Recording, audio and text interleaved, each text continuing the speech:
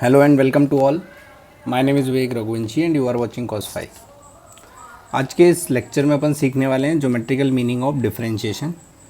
Geometrical meaning समझने से पहले अपने को कुछ छोटी छोटी चीज़ें आनी चाहिए, तो पहले उनको समझते हैं। सबसे पहले समझते हैं अपन सीकेंट क्या होती है।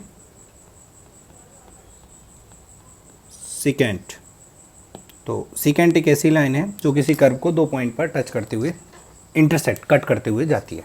ठीक है, secant is a straight line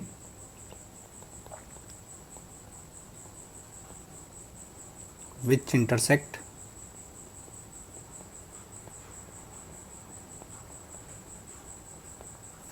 the curve at any two point.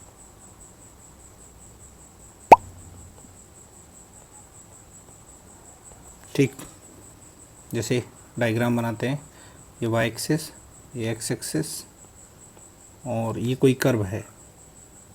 ठीक है, तो ये सीकेंट हो जाएगी उसकी। ये पी और क्यू पर इंटरसेक्ट करते हुए जा रही है इस कर्व को, तो इसको अपन बोलेंगे सीकेंट। ठीक है, एक और चीज़ पता होना चाहिए, टेंजेंट। टेंजेंट क्या होती है, तो टेंजेंट भी देख लेते हैं क्या होती है। टेंजेंट एक ऐसी लाइन है जो कर्व को किसी पॉइंट पर टच करते हुए जाती है। ठीक है, तो tangent is a straight line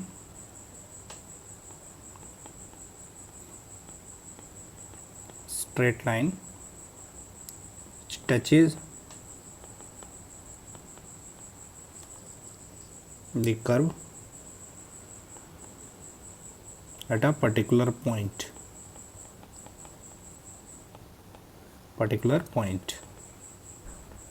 ठीक, जैसे ये वही, दिस इज एक्स एक्सिस, ये वाई एक्सिस, ये कोई कर्व है और ये मान लिया कि पॉइंट पी पर एक लाइन है जो इस कर्व को टच करते हुए जा रही है। ठीक है, ये जो लाइन है इस कर्व को यहाँ पर टच करते हुए जा रही है। ठीक, इस पॉइंट पी पर, तो अपन बोलेंगे ये क्या है, ये है tangent of curve eight point P. P point पर टेंजेंट है, अलग अलग पॉइंट पर अलग अलग टेंजेंट आने वाली है। ये टेंजेंट की एक डेफिनेशन है। टेंजेंट की एक और डेफिनेशन है जिसको मैं बताता हूँ क्या है। जैसे इस केस में, सेकेंड वाले केस में देखो, एक क्यू पॉइंट को अगर मैं यहाँ ले आऊँ, है ना, इस वाले डायग्राम में इस क्यू पॉइंट को यहाँ ले आऊँ, तो ये जो सीकेंट थी पहले, अब ये सीकेंट ये बन जाएगी। और क्यू पॉइंट को और पास ले आऊँ, पास लाते लाते इतना पास ले आया कि लगभग ये पी पॉइंट और ये क्यू पॉइंट बिल्कुल पास आ गए, है ना, तो ये लगभग टेंजेंट जैसी हो जाएगी। लगभग सीकेंट जो है वो लगभग सेम पॉइंट पे, सेम दो पॉइंट हैं, इन पे इंटरसेक्ट करते हुए जाएगी। तो अपन बोल सकते हैं कि टेंजेंट जो है वो लिमिटिंग केस है सीकेंट का, या फिर टेंजेंट जो है वो स्पेशल केस है सीकेंट का, जिसमें अगर दोनों पॉइंट जिन पे सीकेंट कर्व को इंटरसेक्ट करते हुए जा रही है वो दोनों पॉइंट सेम हो जाते हैं, तो जो सीकेंट है वो उस पॉइंट पर टेंजेंट बन जाती है ना। तो दूसरी डेफिनेशन लिख सकते हैं, tangent is a limiting case of secant. ठीक है, tangent is a limiting case of secant. Limiting case of secant. ठीक है, विच इंटरसेक्ट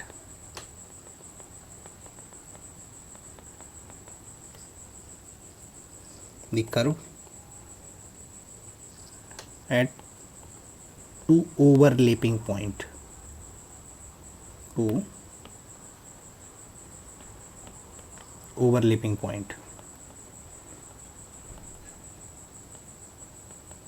ठीक है, तो लगभग सेम पॉइंट पे जो इंटरसेक्ट करती है। जैसे यहाँ पे P बात करें, बिल्कुल यहीं P है और बिल्कुल यहीं पे Q है ना। P और Q लगभग सेम है, यहाँ पे P है और यहाँ पे Q है। P और Q जब सेम हो जाते हैं तो जो सीकेंट है इस पर्टिकुलर केस में टेंजेंट बन जाती है। ठीक है, उसके बाद हमें आना चाहिए कि स्लोप ऑफ लाइन क्या होता है, तो सीख लेते हैं उसको भी। Slope of line, slope of line कैसे डिफाइन किया गया है इसको सीखते हैं। जैसे कि यहाँ पे ये डायग्राम है, ये वाई एक्सिस, ये एक्स एक्सिस, ठीक, और ये कोई लाइन है, स्ट्रेट लाइन, इसका स्लोप बताना है। तो लाइन का स्लोप बताने के लिए मैंने मान लिया कि पॉजिटिव एक्स एक्सिस से क्लॉकवाइज डायरेक्शन में, एंटी क्लॉकवाइज डायरेक्शन में ये लाइन एंगल बना रही है थीटा। ठीक है, बस ये ध्यान देना, पॉजिटिव एक्स एक्सिस से एंटी क्लॉकवाइज डायरेक्शन में लाइन एंगल बना रही है थीटा। तो इस लाइन के स्लोप को, है ना, slope of line, slope of line, और स्लोप को डिनोट करते हैं एम से, इसको डिफाइन किया गया है ऐसे tan of angle made by line from positive x axis in anti clockwise sense. Sir ये एंटी क्लॉकवाइज सेंस क्यों आया? क्योंकि अगर तुम देखो तो तुम्हें यहाँ से समझ आ रहा होगा, एक मिनट, क्या समझ आ रहा होगा, यहाँ से तुम्हें एक चीज़ समझ आएगी यहाँ से कि अगर मैं पॉजिटिव एक्स एक्सिस से इधर एंगल ले लूँ, इस सेंस में ये एंगल फाई है, तो कुछ स्लोप ये नहीं होगा, तब slope m equal to m is not equal to tan phi है। ये बात ध्यान देना, ठीक है। तो tan स्लोप कैसे डिफाइन किया गया? लाइन अगर पॉजिटिव एक्स एक्सिस से एंटी क्लॉकवाइज सेंस में थीटा एंगल बनाएगी तो स्लोप हो जाएगा tan ऑफ दैट एंगल। तो यहाँ पे अपने को बहुत अच्छे से याद रखने की ज़रूरत है कि थीटा क्या होता है। थीटा जो है वो है angle made by line, angle made by line from positive x axis in anti clockwise sense, anti clockwise sense. ठीक है, तो यहाँ से अगर देखें सर क्लॉकवाइज सेंस में अगर एंगल है उसका tan लेंगे तो वो क्या देगा, तो उसको चेक करते हैं। एक चीज़ मेरे को दिख रही है, ये एंगल फाई है तो ये एंगल भी फाई होने वाला है, ठीक है, और ये एंगल थीटा है तो ये एंगल भी थीटा होगा। तो यहाँ से अपन देखें, एक मैं गारंटी के साथ बोल सकता हूँ कि थीटा प्लस फाई जो है वो होगा 180 डिग्री। यहाँ से फाई जो है वो हो जाएगा 180 माइनस थीटा, दोनों साइड 10 ले लेंगे तो ये हो जाएगा tan फाई इक्वल टू 10, इधर हो जाएगा 180 माइनस थीटा। यहाँ से tan फाई तो यही रहेगा, tan 180 माइनस थीटा हो जाएगा माइनस tan थीटा। ठीक है, और tan थीटा में थीटा वही एंगल है जो पॉजिटिव एक्स एक्सिस से क्लॉकवाइज एंटी क्लॉकवाइज सेंस में लाइन का एंगल है। तो tan थीटा यहाँ पे हो जाएगा स्लोप। ठीक है, यहाँ से tan थीटा हो जाएगा स्लोप। तो tan phi equal to tan theta को मैं लिख सकता हूँ स्लोप, स्लोप को m से डिनोट करते हैं। तो यहाँ से m equal to minus of tan phi. यहाँ से मेरे को क्या समझ आया, यहाँ से मुझे समझ आया कि अगर लाइन एंटी क्लॉकवाइज सेंस में एंगल फाई बनाएगी, सॉरी क्लॉकवाइज सेंस में पॉजिटिव एक्सिस से एंगल फाई बनाएगी, तब स्लोप होगा माइनस ऑफ दैट एंगल। और अगर क्लॉकवाइज सेंस में पॉजिटिव एक्स एक्सिस से एंगल बनाएगी थीटा, तब जो है स्लोप हो जाएगा m इक्वल टू, क्या लिख देंगे अपन उसको, tan थीटा। जैसे कि इस पर्टिकुलर केस में थीटा जो है वो पॉजिटिव एक्स एक्सिस से एंगल है, किसका, लाइन का। तो यहाँ पे स्लोप को मैं लिख सकता हूँ m equal to tan theta directly, और फाई जो है वो एंटी क्लॉकवाइज सेंस में लाइन का पॉजिटिव एक्स एक्सिस से एंगल है। तो यहाँ पे स्लोप जो लिखेंगे वो माइनस लगा देंगे और tan ले लेंगे जो क्लॉकवाइज सेंस में एंगल है लाइन का पॉजिटिव एक्स एक्सिस से, उसका। ये दोनों वैल्यूज़ बराबर आएंगी, इसमें कोई बड़ी बात नहीं है। माइनस tan फाई की वैल्यू tan थीटा की इक्वल होगी, है ना। तो ये होगा अपना आंसर। ठीक है, यहाँ तक समझ आ गया होगा स्लोप क्या होता है। अब समझते हैं स्लोप ऑफ लाइन समझा था, कर्व का स्लोप क्या होगा, slope of curve, slope of curve, कोई कर्व है उसका स्लोप क्या होगा उसको समझते हैं। जैसे कि यहाँ पे ये कर्व है, ये कोई कर्व है, ठीक है। तो कर्व के स्लोप को कैसे डिफाइन किया गया, ये वाई एक्सिस, ये एक्स एक्सिस, ठीक, एक्स एक्सिस। यहाँ पे कर्व के स्लोप को अगर देखा जाए, इस पॉइंट पर कर्व का स्लोप बताना है, पॉइंट पी पर बताओ कर्व का स्लोप क्या होगा। तो इसको कैसे डिफाइन किया गया है कि पॉइंट पी पर कर्व की एक टेंजेंट खींचो, ये है टेंजेंट कर्व की, ठीक है, ये है टेंजेंट कर्व की, और ये टेंजेंट, ये टेंजेंट है, ठीक है। पॉइंट पी पर कर्व का स्लोप पॉइंट पी पर कर्व की टेंजेंट का स्लोप की इक्वल होगा, ठीक है। तो यहाँ से अपन लिख सकते हैं जो उस कर्व का स्लोप मीन्स उस पॉइंट पर कर्व की टेंजेंट का स्लोप।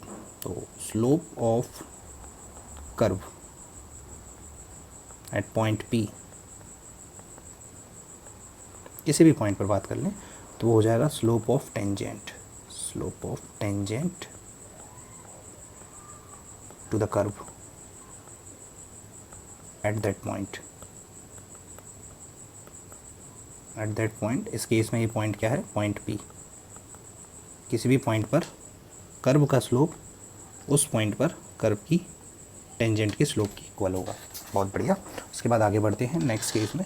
एक और बेसिक चीज़ आनी चाहिए अपने को, वो है फाइनाइट डिफरेंस या फिर फाइनाइट चेंज। फाइनाइट डिफरेंस भी बोल सकते हैं इसको, या फिर चेंज। फाइनाइट चेंज क्या होता है, कैसे रिप्रेजेंट करते हैं, है ना। जैसे फाइनाइट चेंज, ये लिखा है x, delta x। Delta x represent करता है फाइनाइट चेंज इन x, ठीक है।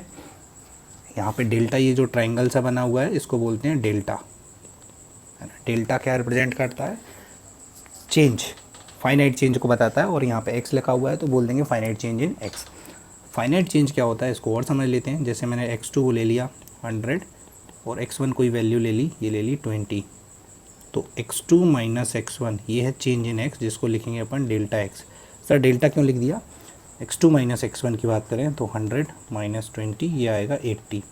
ये जो चेंज है 80, ये इन दोनों नंबर के कंपैरिजन में कंपैरेबल है, इसलिए इस चेंज को बोलेंगे फाइनाइट चेंज। और फाइनाइट चेंज को लिखने का तरीका क्या है, डेल्टा x। बहुत बढ़िया। अब एक और चीज़ आती है, वेरी वेरी स्मॉल चेंज, है ना, dx। ये dx का मतलब है, यहाँ से एक और चीज़ क्या आती है, dx। ये जो dx है ये होता है very very small change, very very बहुत छोटा चेंज, स्मॉल चेंज इन x, है ना। x में बहुत छोटा चेंज, नेग्लिजिबल चेंज, है ना। इस चेंज को बोलते हैं अपन dx से, है ना। चेंज है ये भी डेल्टा x भी चेंज है, dx भी चेंज है। डेल्टा x सिग्निफिकेंट चेंज को या फाइनाइट चेंज को रिप्रेजेंट करता है और dx बहुत छोटे चेंज को रिप्रेजेंट करता है। जैसे कि यहाँ पे सर पता कैसे चलेगा कौन सा सिग्निफिकेंट चेंज है और कौन सा छोटा चेंज है, इसको समझते हैं। जैसे कि सिग्निफिकेंट चेंज का मतलब जिन नंबर को तुम डिफरेंस कर रहे हो, जैसे कि यहाँ x2 और x1 का मैं डिफरेंस कर रहा हूँ, इन दोनों को डिफरेंस करने के बाद मेरा नंबर जो आया है वो है 80। अगर ये जो डिफरेंस है, जो वैल्यू आई है 80, ये वैल्यू जिन नंबर को डिफरेंस कर रहा हूँ 100 और 20, इनके कंपैरिजन में नेग्लिजिबल हो जाए तो समझ जाना कि वो जो चेंज है वो स्मॉल चेंज है, बहुत छोटा चेंज है। और इनके कंपैरिजन में अगर वो नेग्लिजिबल नहीं है तो वो फाइनाइट चेंज है, उसको डेल्टा x से रिप्रेजेंट करेंगे। जैसे कि इस केस में दिख रहा है जो डेल्टा x है 80 जिसकी वैल्यू आई है वो x2 और x1 के कंपैरिजन में बहुत छोटी नहीं है, ठीक है। बहुत छोटी क्या, x1 से तो बड़ी है इवन। तो इस चेंज को अपन फाइनाइट चेंज बोलेंगे। और वेरी स्मॉल चेंज, जैसे कि एग्जांपल से अच्छे से समझ आएगा, x2 ले लिया मैंने 100.00001 एंड x1 ले लिया 100 एग्जैक्टली। अब मुझे x2 माइनस x1 करना है तो 100.00001 माइनस 100, ये वैल्यू निकल के आएगी 0.00001। अब यहाँ पे देखा जाए ये जो चेंज है ये x2 माइनस x1, ये चेंज इन x है। ये x1 और x2, x1 की वैल्यू है 100 और x2 की वैल्यू है 100.00001। इन दोनों के कंपैरिजन में ये डिफरेंस जो है ये नेग्लिजिबल है, इसको मैं नेग्लेक्ट कर सकता हूँ, बहुत छोटा मान सकता हूँ, इसलिए इस डिफरेंस को dx से रिप्रेजेंट करेंगे। आइडिया लग गया होगा। छोटे चेंज को dx से रिप्रेजेंट करते हैं, बहुत छोटे चेंज को, और सिग्निफिकेंट या फाइनाइट चेंज को डेल्टा x से रिप्रेजेंट करते हैं, है ना। दोनों का मीनिंग सेम है, dx भी मतलब चेंज है और डेल्टा x भी मतलब चेंज है, बस डेल्टा x मतलब बड़ा चेंज और dx मतलब छोटा चेंज, ठीक है। यहाँ तक कहानी क्लियर हुई। अब आगे बढ़ते हैं अपन, आगे सीखते हैं ज्योमेट्रिकल मीनिंग ऑफ डिफरेंशिएशन, ठीक है। ज्योमेट्रिकल मीनिंग ऑफ डिफरेंशिएशन,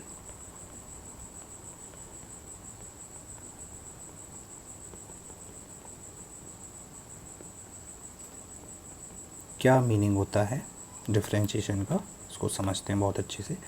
जैसे मैंने यहाँ पे एक कर्व बनाया ये वाई एक्सिस थोड़ा सा गड़बड़ बनता है, ठीक है, ये वाई एक्सिस और ये है एक्स एक्सिस, ये एक्स एक्सिस, ये वाई एक्सिस और ये कर्व है। हर बार मैं कर्व ऐसा बना रहा हूँ, इसका मतलब ऐसा नहीं हमेशा ऐसा बने, ये कर्व है।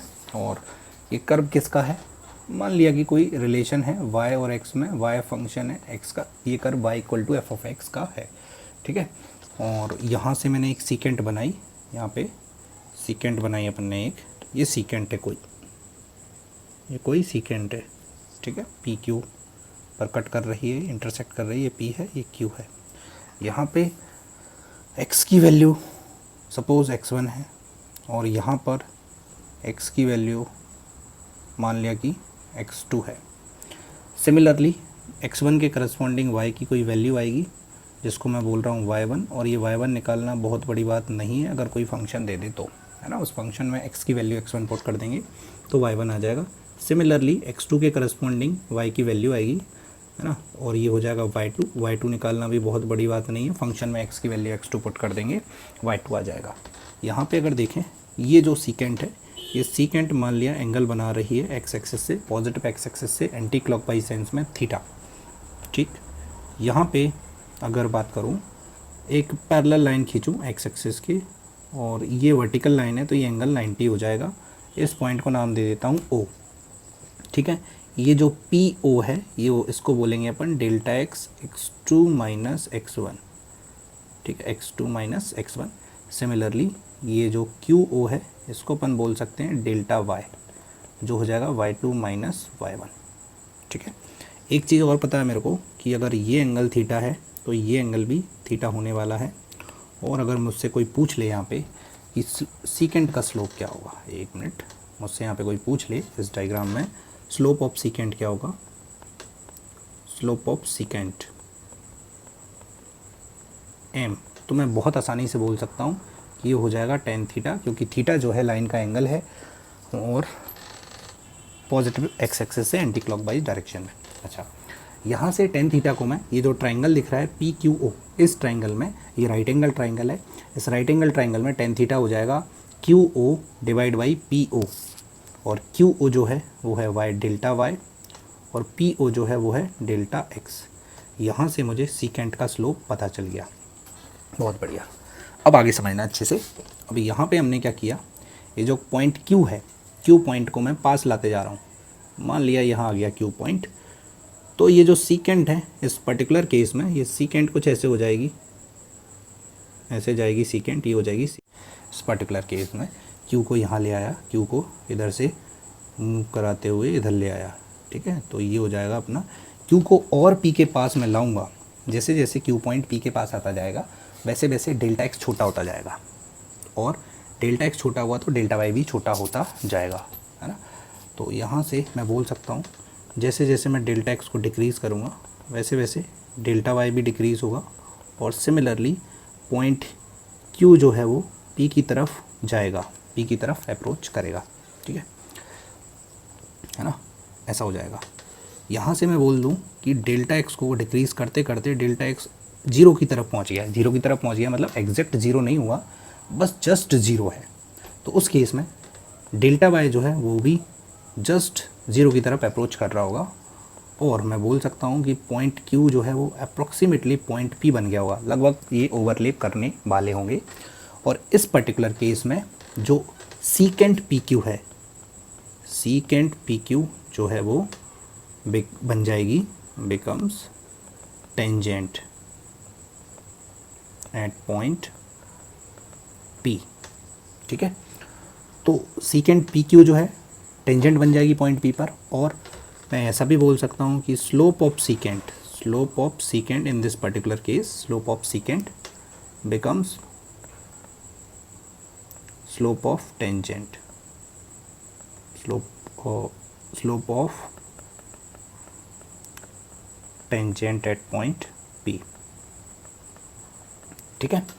तो यहाँ से स्लोप ऑफ सीकेंट ये था, ये है tan theta d delta y by delta x.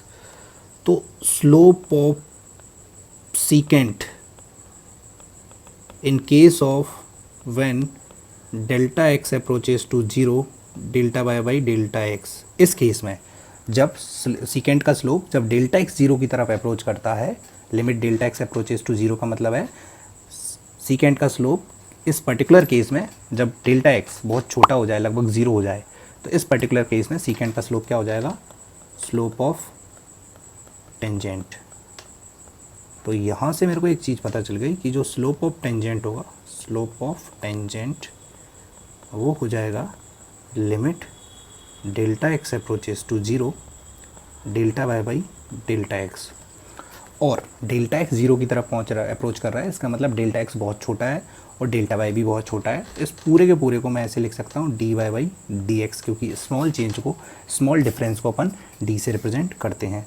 तो ये स्लोप ऑफ टेंजेंट आ गया d y by d x, और d y by d x अपन सीख चुके हैं, ये होता है differentiation of y with respect to x.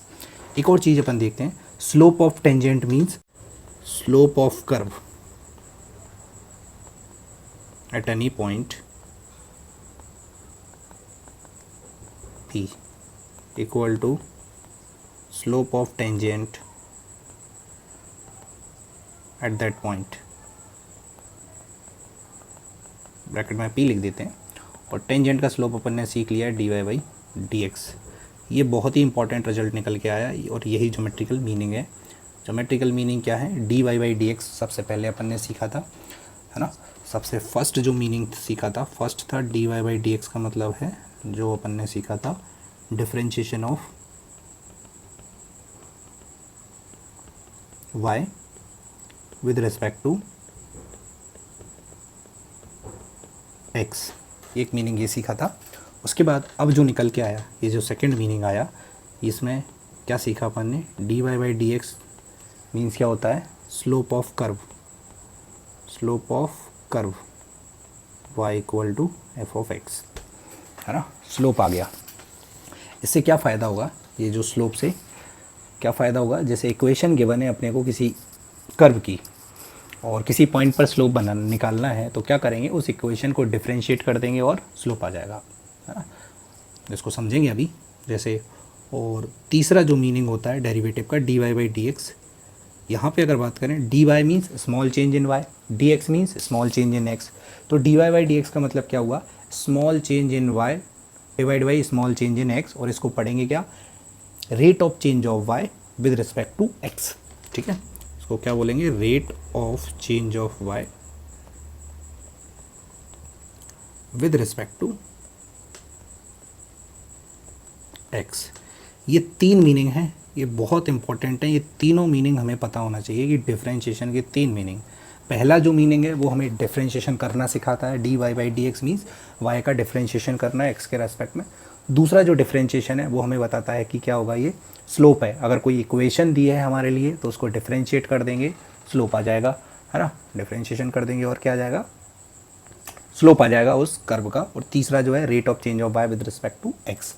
पहला जो मीनिंग है डिफरेंशिएशन वो हम करना सीख चुके हैं। दूसरा जो मीनिंग है स्लोप, इसको अपन समझते हैं एक एग्जाम्पल से। ठीक है, जैसे कि मैंने यहाँ पे क्वेश्चन कंसीडर कर लिया, एग्जाम्पल लिया, इस टाइप से ये इक्वेशन है y equal to 3x³ plus 2x² plus 4। ठीक है, 4 है ये। Find slope of curve y equal to f of x at x equal to 1। x equal to 1 पर स्लोप निकालना है मुझे कर्व का, y equal to f of x का। एफ ऑफ एक्स यहाँ पे एग्जैक्टली गिवन है 3x² और x इक्वल टू 1 पर स्लोप निकालना है। तो जो सेकंड मीनिंग है वो बताता है कि स्लोप निकालने के लिए क्या करो, डिफरेंशिएशन कर दो, वो स्लोप आ जाएगा किसी भी पॉइंट पर। तो स्लोप यहाँ से बहुत आसानी से लिख सकता हूँ, स्लोप इक्वल टू हो जाएगा d y by d x. D y by d x का पहला जो मीनिंग है वो बोलता है डिफरेंशिएशन करना है एक्स के रेस्पेक्ट में वाई का। तो ये है स्लोप। यहाँ से 3 इंटू x³ का डेरिवेटिव हो जाएगा, डिफरेंशिएशन क्या होगा, 3x² प्लस 2, ये 2x हो जाएगा, प्लस 4 का डेरिवेटिव 0। ये आ गया स्लोप, जिसको क्या बोलेंगे अपन, d y by d x. 9x² plus 4x, ये है स्लोप। और ये जो स्लोप है वो मुझे निकालना है कब, slope at x equal to 1। या फिर अपन इसको बोल सकते हैं dy by d x at x equal to 1। इसका मतलब है जहाँ पे भी x है वहाँ पे x की वैल्यू 1 पुट करनी है। ये आ जाएगा अपना 13। ये है स्लोप। कुछ कुछ आइडिया लग गया होगा कि स्लोप का मतलब क्या है। ठीक है, एक और एग्जांपल कर लेते हैं। ठीक है, जैसे कि ऐसे दिया है। ठीक है, इक्वेशन दी है अपने को s equal to t cube minus 6t square plus 9। ठीक है, find slope of curve s equal to f of t at t equal to 2 second. ये बात समझ आ गई होगी कि जो s है वो फंक्शन है इस केस में टाइम का, इसलिए s equal to f of t given है। तो इस केस में जो स्लोप होगा, s अगर t का फंक्शन है तो जो स्लोप इस केस में होगा वो dy बाई डी टी नहीं होगा। इस केस में s t का फंक्शन है तो स्लोप होगा ds बाई डी टी। ठीक है, ds by d T means derivative करना है अपने को T cube minus 6t square plus 9 का टाइम के रेस्पेक्ट में। तो यहाँ से डेरिवेटिव करेंगे स्लोप या फिर ds बाई डी टी जो निकल के आएगा वो आ जाएगा 3t square minus 12t plus 9 का डेरिवेटिव 0। और मुझे स्लोप निकालना है at t equal to 2 second. Slope मतलब ds बाई डी टी होगा इस केस में at t equal to 2 second. इसका मतलब जहाँ जहाँ पे भी t है वहाँ पे 2 पुट कर देंगे। ठीक है, तो ये आ जाएगा 2, ये 2 होगा 24 माइनस, अच्छा ये आ जाएगा -12। ठीक है, ये स्लोप आ गया। तीसरा जो मीनिंग है rate of change of y, जैसे कि ये क्या है dy by d x means rate of change of y with respect to t। ठीक है, यहाँ से और अच्छे से समझते हैं जो मीनिंग समझा था। पहला तो अपन ने अच्छे से समझ लिया, डेरिवेटिव करना सीख लिया। सेकंड मीनिंग को एक बार और कंसीडर करते हैं। जैसे ऐसा लिखा है dy by d x, dy by d x का मतलब slope of curve y equal to f of x. Slope of curve y equal to f of x, y जो है x का फंक्शन है। ऐसा लिखा है dy बाई डी टी, इसका मतलब है slope of curve y equal to f of t. y t का फंक्शन है, y और t के बीच में जो ग्राफ आएगा उसका स्लोप निकालना है। ठीक है, ऐसा लिखा है d z by d t, इसका मतलब है ये किसका स्लोप है, slope of curve y equal y नहीं z लिखा हुआ है तो z equal to f of t. ठीक है, ये बात समझ आ गई होगी। तो यहाँ पे जो स्लोप का मतलब समझ आ गया होगा। जो थर्ड मीनिंग क्या बोल रहा था, वो था dy by d t as a rate of change, differentiation as a rate of change, है ना। तो जो तीसरा मीनिंग था वो क्या था, differentiation as a rate of change. ठीक है, इसमें अगर अपन बात करें तो फर्स्ट जो है यहाँ से ठीक रेट ऑफ चेंज, जैसे dy बाई डी एक्स लिखा है, dy बाई डी एक्स का मतलब differentiation of y with respect to x है ही, slope of curve y equal to f of x भी है, और इसका एक और मीनिंग है rate of change of y, है ना। Rate of change of y with respect to x। ठीक है, जैसे कि सभी लोगों को पता होगा dx बाई डी टी, जहाँ पे x क्या है, डिस्प्लेसमेंट है ना, x displacement, rate of change of displacement ये होता है वेलोसिटी। डेफिनेशन लिखेंगे अपन, वेलोसिटी की डेफिनेशन क्या होती है, rate of change of displacement. तो ये क्या आती है, वेलोसिटी, इसको पढ़ेंगे क्या, rate of change of displacement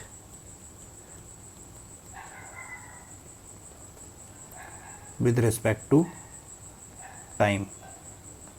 ये क्या होता है, ये होता है वेलोसिटी। ऐसे ही dv बाई डी टी, जहाँ पे v क्या है, वेलोसिटी है, तो इसको पढ़ेंगे क्या, इसको ये भी पढ़ सकते हैं derivative of velocity with respect to time. दूसरा slope of v t curve, तीसरा rate of change of velocity with respect to time, और ये तुम लोगों को बता दूं ये होता है एक्सेलरेशन, है ना, डेफिनेशन ही है ये एक्सेलरेशन की। ठीक है, यहाँ तक कहानी क्लियर हुई, एक्सेलरेशन हो गया। ठीक है, एक क्वेश्चन करते हैं अपन, जैसे कि क्वेश्चन ये है, ठीक है, सभी लोगों को पता है volume of sphere, volume of sphere क्या होता है, 4/3 pi r cube, where are क्या है, रेडियस ऑफ स्फीयर, ठीक है। Find how fast is the volume changing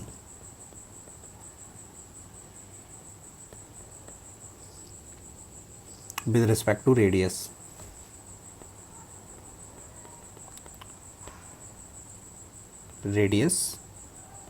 when